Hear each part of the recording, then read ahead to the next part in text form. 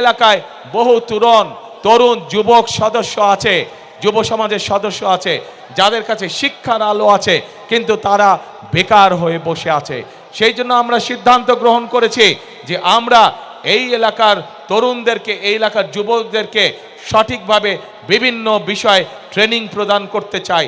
সেটা কৃষিতে হোক, সেটা যন্ত্রাংশে হোক, সেটা বিভিন্ন বিষয় হোক না কেন, আমরা আমাদের যুবকদেরকে, তরুণদেরকে ট্রেনিং দিয়ে দক্ষ শ্রমিক গড়ে তুলতে চাই, যাতে করে তারা তাদের নিজেদের এলাকায় হোক অথবা বিদেশে কর্মসংস্থানের ব্যবস্থা করে যেতে পারে। প্রিয় ভাই বোনেরা, আমরা দেশকে সামনের দিকে এগিয়ে নিতে চাই।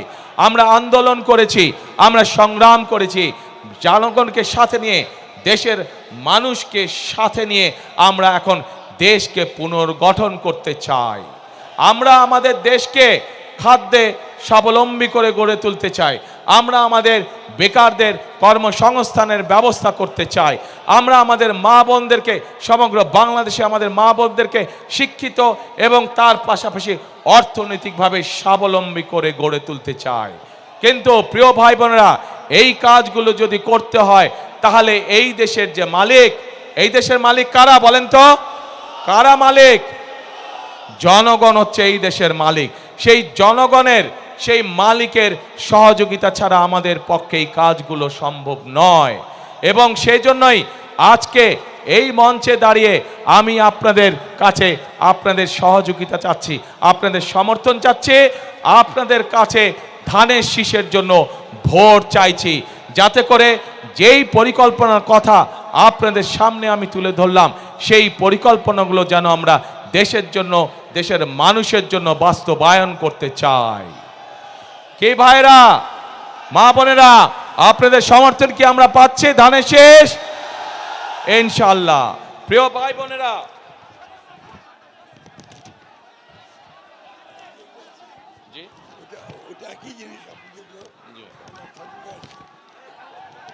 প্রিয় ভাই বোনেরা, এইখানে এই এলাকার মানুষের অনেকগুলো দাবি আছে। আমি আপনাদের সামনে, আমার সামনে যেই দাবিগুলো আছে সেইগুলোর ব্যাপারে, কয়েকটির ব্যাপারে আমি আপনাদের সাথে আলোচনা করতে চাই। আমরা পঞ্চগড় এবং ঠাকুরগাঁয় যে চিনি কল আছে, যে রেশম কারখানা আছে, পঞ্চগড়ে যে চা শিল্প আছে, এই শিল্পগুলোকে আবার আমরা গড়ে তুলতে চাই, যাতে করে এই এলাকার মানুষ বেকার না থাকে, যাতে করে এই এলাকার মানুষ কর্মসংস্থানের মাধ্যমে হালাল রুজি করে বেঁচে থাকতে পারে। প্রিয় ভাই বোনেরা, আমরা ঠাকুরগাঁয় ক্যাডেট কলেজের একটি দাবি আছে, এই দাবিটি আমরা চেষ্টা করব ইনশাআল্লাহ বাস্তবায়ন করার জন্য। প্রিয় ভাই বোনেরা, আগেই বলেছি আমি যে স্থানীয় যে কৃষিজাত পণ্য আছে, এই পণ্যগুলো অনেক সময় কৃষক ভাইদের জন্য সমস্যা হয়ে যায়, এই পণ্যগুলোকে তারা ঠিকভাবে প্রিজার্ভ করতে পারে না। সেই জন্য এই সমগ্র এলাকায়, ঠাকুরগাঁ সহ, পঞ্চগড় সহ, দিনাজপুর এলাকায় আমরা বিভিন্ন জায়গায় যেখানে যেখানে প্রয়োজন, আমরা কৃষকদের উপযোগী করে হিমাগার তৈরি করতে চাই, যেন তারা তাদের উৎপাদিত পণ্য সঠিকভাবে সংরক্ষণ করতে সক্ষম হতে পারে। প্রিয় ভাই বোনেরা, এই এলাকায় বহু শিক্ষিত যুবক আছে যারা আইটিতে কাজ করে থাকেন। সেই জন্য আমরা এই এলাকায় কৃষিকে যেরকম জোর দিব, কৃষির সাথে সম্পর্কিত শিল্প কারখানা যেমন গড়ে তুলব, একইভাবে যারা আইটিতে কাজ করে তাদের জন্য আইটি পার্ক বা আইটি হাব আমরা গড়ে তুলতে চাই, যাতে এলাকার ছেলেরা এলাকা থেকেই তারা তাদের কর্মসংস্থানের ব্যবস্থা করতে পারে। প্রিয় ভাই বোনেরা, এখন প্রিয় ভাই বোনেরা,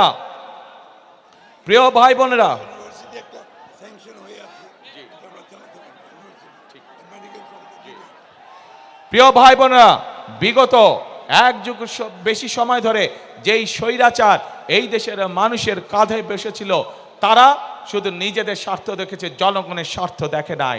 সেই জন্যই আমরা দেখেছি বাংলাদেশে, সমগ্র বাংলাদেশে কিভাবে বাংলাদেশের মানুষ, সাধারণ মানুষ চিকিৎসা থেকে বঞ্চিত হয়েছে।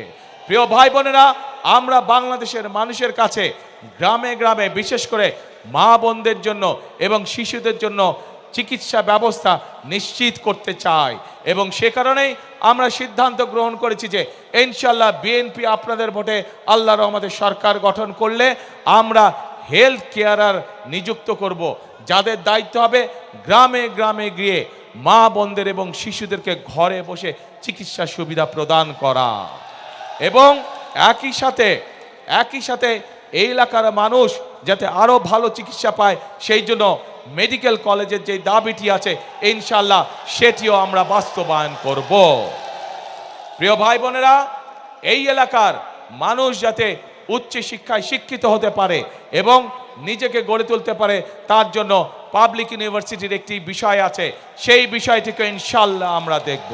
কিন্তু প্রিয় ভাই বোনেরা, এখন যেই আসল কাজটি, সেই কাজটি হচ্ছে এই যে আপনাদের সামনে কথাগুলো আমি তুলে ধরলাম, এই কাজগুলো যদি আমাদেরকে সম্পন্ন করতে হয় তাহলে আমাদের একার পক্ষে করা সম্ভব না। আমাদেরকে আপনাদের সহযোগিতা প্রয়োজন, আপনাদের দোয়া প্রয়োজন, আপনাদের সমর্থন প্রয়োজন, আপনাদের ভোট প্রয়োজন। প্রিয় ভাই বোনেরা, আজ আমি ঠাকুরগাঁ, দিনাজপুর, নীলফামারী সমগ্র এলাকার এই বৃহত্তর এলাকার মানুষের কাছে, ভাই বোনদের কাছে, মা বোনদের কাছে আজকে আমি এসেছি ধানের শীষের পক্ষে ভোট চাইতে। আপনারা যদি আমাদের হাতকে শক্তিশালী করেন, আপনারা যদি আমাদেরকে সমর্থন দেন, ইনশাল্লাহ অতীতে যেমন বিএনপি সকল সময় আপনাদের পাশে ছিল, এলাকার উন্নয়নের জন্য কাজ করেছে, মানুষের দুঃখ ঘুচানোর জন্য কাজ করছে, ইনশাল্লাহ ভবিষ্যতেও আমরা একইভাবে আপনাদের পাশে থাকব, একইভাবে এলাকার উন্নয়নের কাজ করব, একইভাবে আমরা এলাকার মানুষের দুঃখ ঘোচানোর কাজ করব। প্রিয় ভাই বোনেরা, আজ এটি নির্বাচনী জনসভা। আমি আজকে মনে করি এই নির্বাচনী জনসভায় সাধারণত আমরা কি দেখেছি, নির্বাচনী জনসভায় আমরা দেখি যে সাধারণত এক দল আরেক দলের বিপক্ষে কথা বলে থাকে। কিন্তু আজ যদি আমি অন্য কোনো দলের বিপক্ষে কথা বলে থাকি, তাহলে জনগণের কি তাতে কোনো লাভ হবে? জনগণের লাভ হবে না। জনগণের জানতে চায় যে জনগণ যে আমাদেরকে ভোট দিবে, আমরা জনগণের জন্য কি করব, এলাকার জন্য কি করব, এলাকার মানুষের জন্য আমরা কি করব। সেই জন্যই আজকে আপনাদের সামনে আমরা আমাদের দলের যে পরিকল্পনা, সেই পরিকল্পনাগুলো আমরা আপনাদের সামনে তুলে ধরেছি এবং এই পরিকল্পনা তুলে ধরার মাধ্যমেই যেই কাজগুলো করব, সেই কাজগুলো করার মাধ্যমে আজ আপনাদের সমর্থন আমরা প্রত্যাশা করছি, আপনাদের সমর্থন আমরা আশা করছি। প্রিয় ভাই বোনেরা, এই দেশটি, বাংলাদেশটি হচ্ছে 20 কোটি মানুষের দেশ। আমরা সকল সময় একটি কথা বিশ্বাস করি, দেশনেত্রী বেগম খালেদা জিয়া এত নির্যাতনের পরেও উনি একটি কথাই বলতেন যে এই দেশই হচ্ছে তার প্রথম এবং তার শেষ ঠিকানা। বিএনপির প্রত্যেকটি নেতাকর্মী, শহীদ জিয়ার প্রত্যেকটি সৈনিক, খালেদা জিয়ার প্রত্যেকটি সৈনিক বিশ্বাস করে যে বাংলাদেশই হচ্ছে তার প্রথম এবং বাংলাদেশই হচ্ছে তার শেষ ঠিকানা।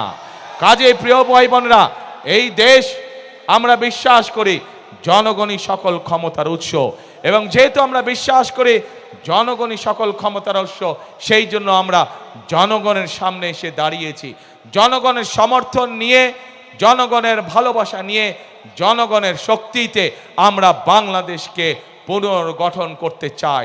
যেই বাংলাদেশে সাধারণ মানুষ, খেটে খাওয়া মানুষ নিরাপদে রাস্তায় চলাচল করতে পারবে, যেই বাংলাদেশে সাধারণ মানুষ নিরাপদে ব্যবসা বাণিজ্য চাকরি বাকরি করতে পারবে, যেই বাংলাদেশে মা বোনেরা নিরাপদে কর্মসংস্থানের ব্যবস্থা করতে পারবে, নিরাপদে পথে চলাচল করতে পারবে, যেই বাংলাদেশের শিশুরা, ভবিষ্যৎ প্রজন্মরা তাদের শিক্ষা ব্যবস্থা সুন্দরভাবে করতে পারবে, যাতে করে তারা মানুষ হয়ে গড়ে উঠতে পারে, যেই বাংলাদেশে তরুণ সমাজেরা, যুব সমাজের সদস্যরা তাদের লেখাপড়ার পরে কোনো না কোনো একটি কর্মসংস্থানের ব্যবস্থা করতে পারবে, তাদেরকে বেকার থাকতে হবে না।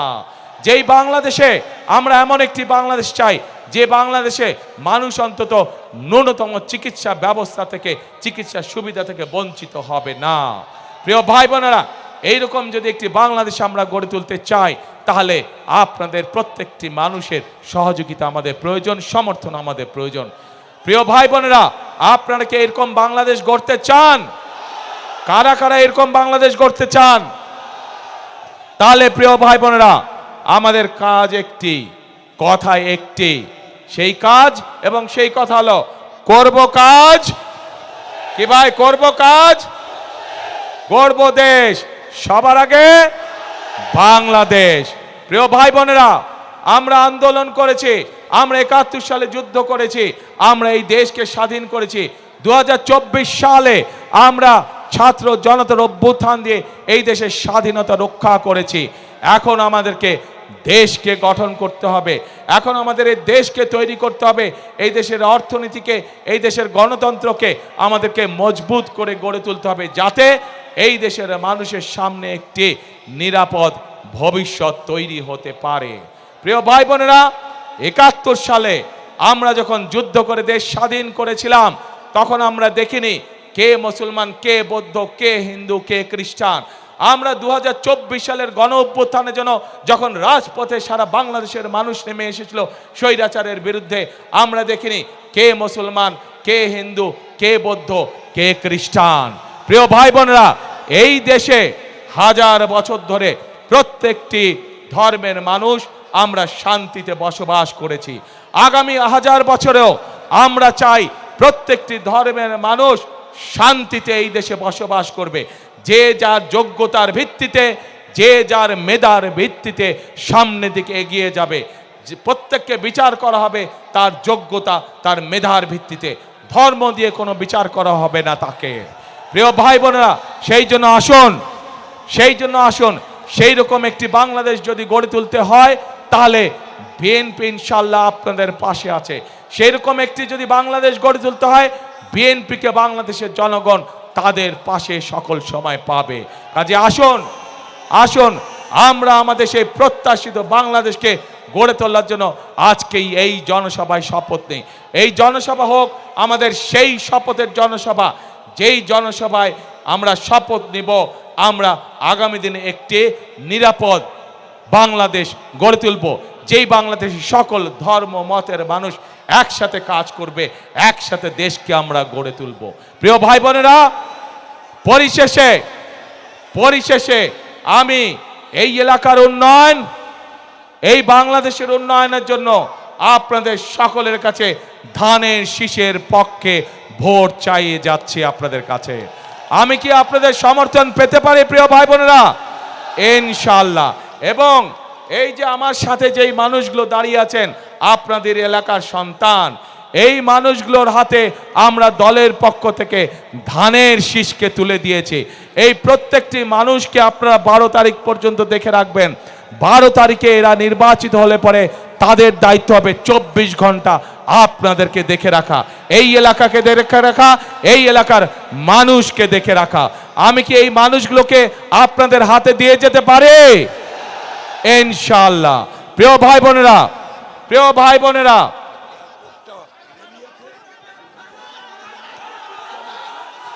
আমাকে মির্জা ফখরুল ইসলাম সাহেব বললেন যে এই এলাকার এয়ারপোর্টটার কাজ অনেক দূর এগিয়ে গিয়েছে।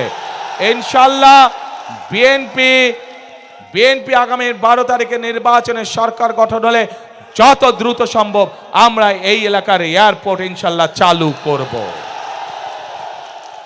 প্রিয় ভাই বোনেরা, আজ এই জনসভায়, লক্ষ মানুষের জনসভায় আজ আমি পরিশেষে আপনাদের সকলের সমর্থন ধানের শীষের পক্ষে চেয়ে আমার বক্তব্য শেষ করছি। ইনশাআল্লাহ আগেও যেমন আমাকে পেয়েছেন আপনাদের পাশে, ইনশাআল্লাহ ভবিষ্যতেও পাবেন আমাকে আপনাদের পাশে। আল্লাহ হাফেজ। বাংলাদেশ জিন্দাবাদ, বাংলাদেশ জাতীয়তাবাদী জিন্দাবাদ। শেষ কথা একটাই, করব কাজ, কে গর্ব দেশ সবার আগে, বাংলাদেশ সবার আগে, বাংলাদেশ। আল্লাহ হাফেজ।